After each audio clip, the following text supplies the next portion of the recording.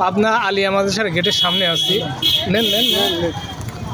তো গেটটা আসলে সংস্কারের কাজ চলতেছে, তো আপাতত গেটটা নাই, গেটের নাম টামও নাই, দেখে বুঝবেন না। গেটের সংস্কারের কাজ চলতেছে আর কি, বিশাল অনেক বড় বাজেট হয়েছে আর কি গেটটা হবে। আর এই গেটের সম্মুখে পাবনা আলিয়াতে আসলে আমরা কিন্তু এই যে এই মামার দেখি মামা, এই যে এই মামার ঝালমুড়ি খাইয়ে থাকি, কিন্তু অনেক সুস্বাদু হয় মামার এই ঝালমুড়ি। মামার আগে বসার জায়গা ছিল না, এটাকে পাবনা আলিয়া মোড়ও বলা হয়।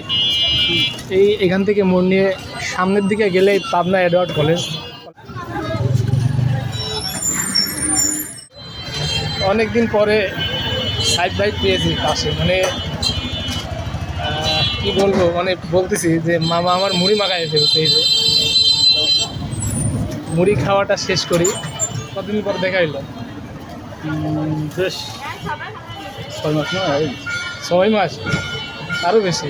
ওই দেখা বাদ দেন, মানে এই যে লং টাইম একটু সময় দেওয়া, এরকম দেখা প্রায় বছর হয়ে গেছে। মানে ভালো লাগতেছে আর কি সময় কাটাইতে। আমিও তো এই মাদ্রাসায় প্রায় বছরখানিক আসি। আমরা বসে আছি কিন্তু পাবনা আলিয়া যে গেট দেখালাম, গেটের সম্মুখে বসে আছি আর কি, কিন্ডার গার্ডেনের যত সামনে।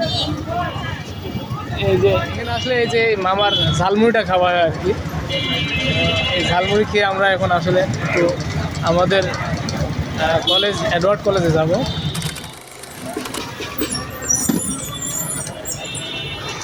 তো ঝালমুড়ি কেমন লাগলো ভাই? আলহামদুলিল্লাহ, খুবই সুন্দর, খুব সুন্দর মাথা।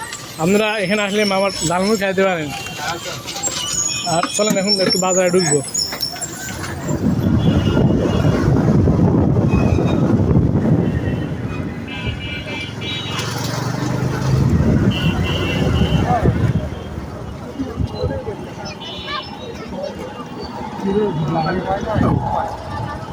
এই জ্যামের প্যারাটা নিতেই হবে এখানে, না নিয়ে উপায় নেই।